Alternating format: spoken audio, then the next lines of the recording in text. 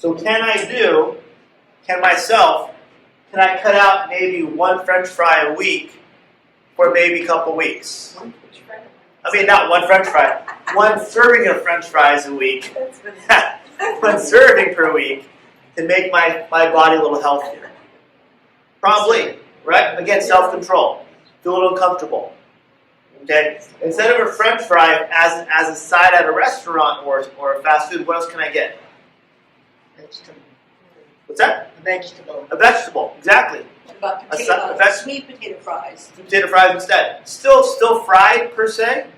I get a side salad. Maybe substitute, maybe a small soup. You know, something a little bit healthier over time. Again, if you want to do a chart like this, you can. Okay, I like to see things, to learn things. So I do charts. We go, okay, what did I eat this week?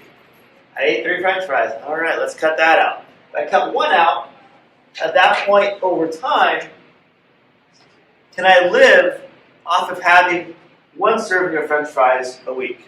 Can I live? Yes. Yes, right? I can live. It just takes that changing of your habits.